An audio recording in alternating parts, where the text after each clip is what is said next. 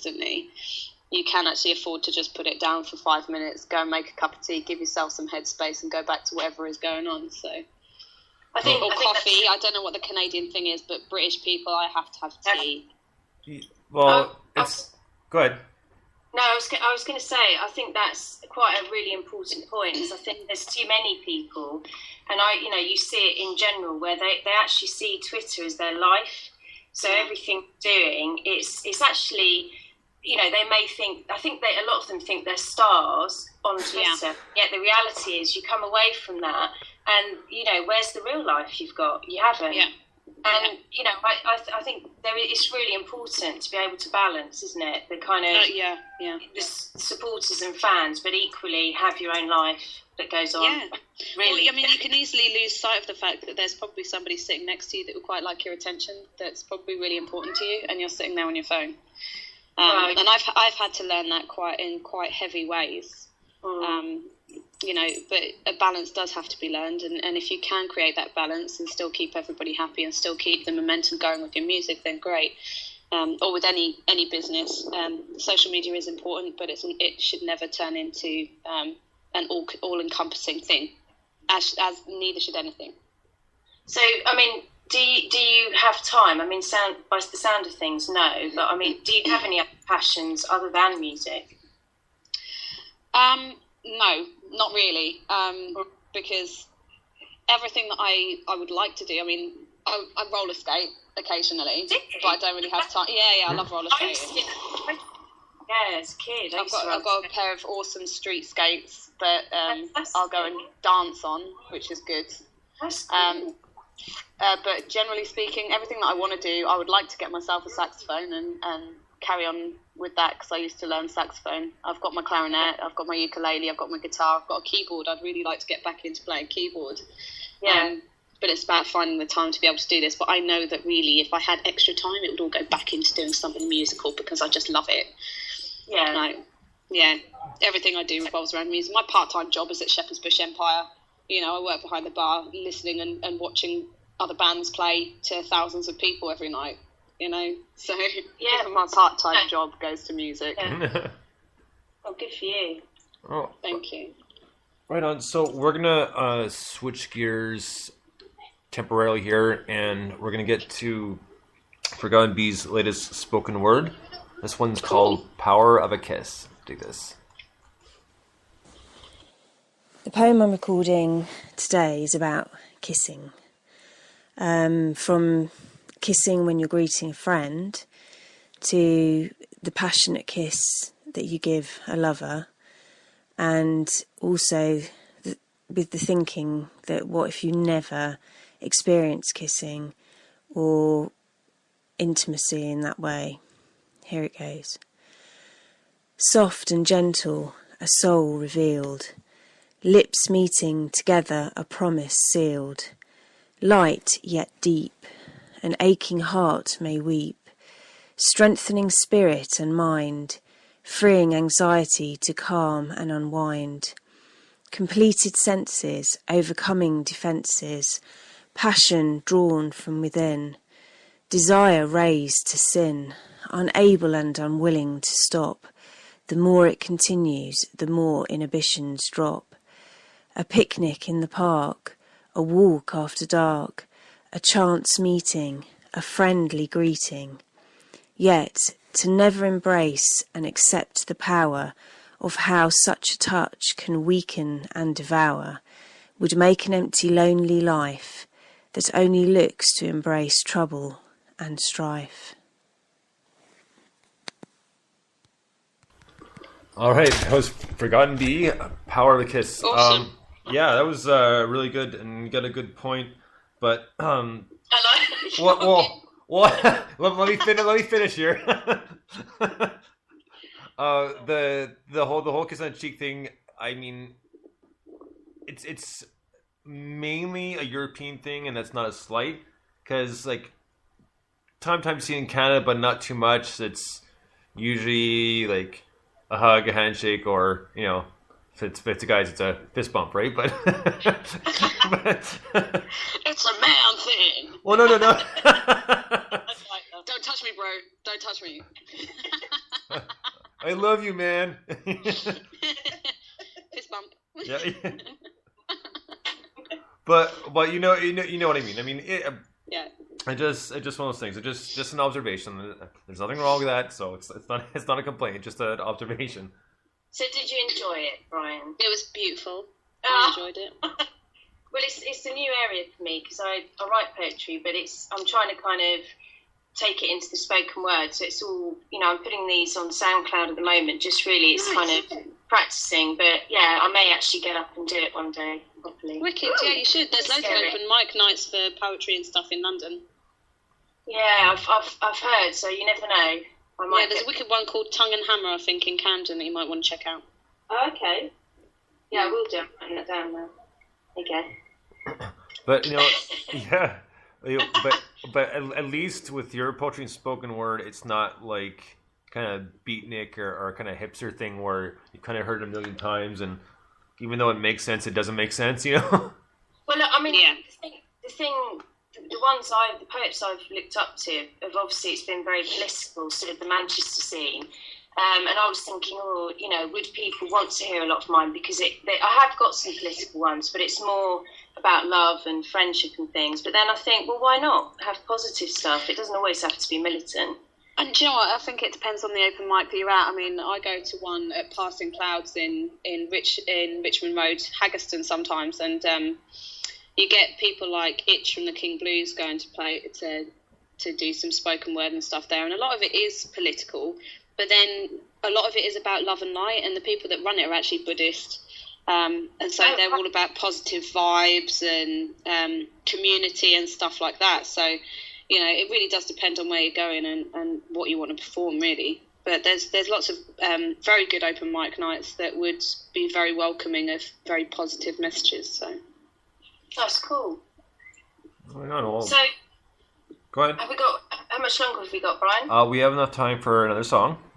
Oh, okay. So I was just gonna ask Millie, what makes you laugh? Many, many things make me laugh on a daily basis. Stubbing my own toe can make me laugh. So the thing is, I like to laugh. I like life. Do you know what I mean? So I can find joy in a lot of things. And I think that's important. You're a bit of a people watcher, aren't you? I think, judging by the lyrics. Yes, I'm very much an observer. But you know what? A lot of my lyrics are inward as well. They're very much self-analysing lyrics. There isn't a song that I sing that couldn't relate to a past me of some sort. Oh, right, yeah. So, as well as most of them start out being about something I've seen or watched somebody with or experienced through somebody else. But I think with any of my songs, almost all of them could really be related to anybody, including myself. So. Yeah, that's cool. Yeah, get deep, man. The ocean, the sky, deep goes the wave, man. Crystal clear. But you know what? For me, it's the same thing. I could write a book on, because my place of work, because it's the amount of stuff that goes on daily. It's some of it is so funny, and some of it, even though you've seen it 100 times, you still can't believe people are doing it. You gotta shake your head. And my favorite, and it never ceases to stop happening, is one of the doors. It's those sliding doors. Yeah. And one of the guys that works in the airport, working there for years, but almost every single day, the door has a delay. So almost every single day, without fail, he'll run into it and he'll get so mad, like he'll faceplant right into it, and he won't wait that second, even though he knows he's been working there long enough. I love that. And it never gets old, He'll be racing around to do something, then right in the door, he's like, oh! There is definitely a song in there, isn't there? You have no idea this stuff I see, and some of it, like I said, even though I've seen it a million times, it still never fails. Why are you not videoing this and putting it up on Vine? I should be. I just don't always think of it. You really should. Just wait for that guy to come back in. Be there ready. or the revolving door when people can't figure it out. Yeah, so yeah. So anyway. The Dr. Bones vines. Yeah. Like I said, I should, but I just don't think of it because I've seen it so much. It's almost become somewhat desensitized to it. Right. The rest of the world needs to see this, though. There are many people that wake up needing a laugh. Don't be selfish. Share the love. Yeah. There's a few I think I might have put up a while ago. I'll see if I can find them. But the classic is the guy gets into his car. Before he gets into his car, he puts this can of pop on top of the car, gets in the car and drives away, and it rolls down his windshield. Oh no! And of course, you hear the profanities going too, which just makes it even funnier, right? So, wicked. All right, so we got time for one more song, and this is a B Discovery, and this band's called Under a Banner, and the song's called The Network. Dig this.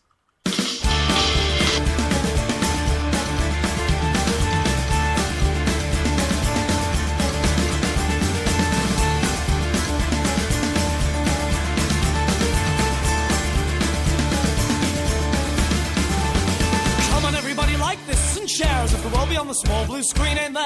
We knew television was a one-way ride, a perfect mechanism to distract and lie. We're seeking affirmation, we're talking to the dead, looking for some strangers to approve of what we said. It's counter-revolution from the land of the free. Look at me, look at me, look at me, look at me.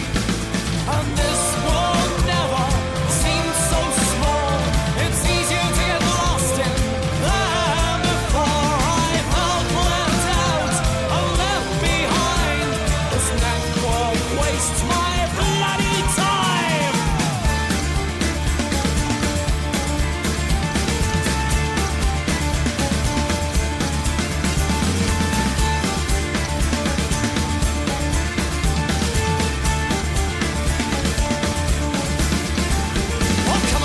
Look at my cat and me. Here's a funny little picture of this evening's meal. A flurry of opinion and a torrent of bile. A money man's agenda masked well with a smile. Daylight at the window gives way to the moon. I'm listening to the whining of the world from this room. Oh, the saturation, information and lies. Oh, on earth, their fight, what a freedom and time. This world never seems so small, but it's easier to get lost in than before. I felt left out and left behind. This network wastes my bloody time.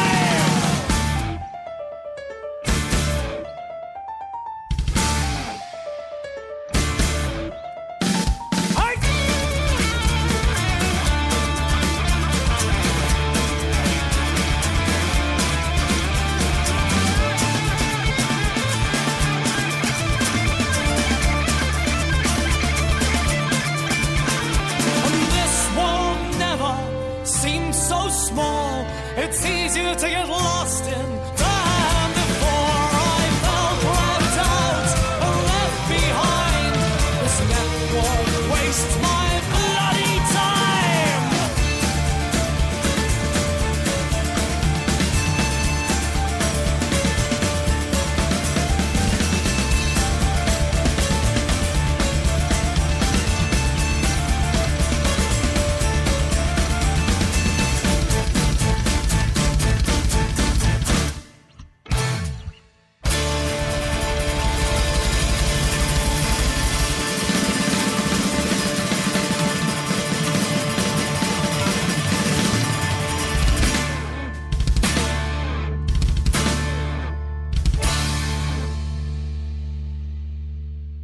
Under a Banner, The Network. Really, that was a wicked song. Yeah. They're quite punky, folky, really brilliant live. Absolutely. Yeah, very sort of similar to Dropkick Murphys. Yeah, actually, a good point. Yeah. They're really energetic, but they've got fantastic lyrics. He's very poetic, and I just thought it was quite funny because that's all about, obviously, the things we hate on the internet. So I thought it was quite appropriate, Brilliant. So yeah. Wicked, yeah, it was a really good song. Really enjoyed that. All right, so that is pretty much going to do it. Millie, thank you so much for coming on the show again. It was really nice to have you back on. It was lovely to be here. Thank you very much for inviting me to come and have a chat with you guys. Yeah, you too. You too. And good luck with the spoken word. I hope to see some more of it online. Yeah, thank you. And maybe even see you in London at one of the open mics. Oh, scary. Yeah, be hint, hint. So we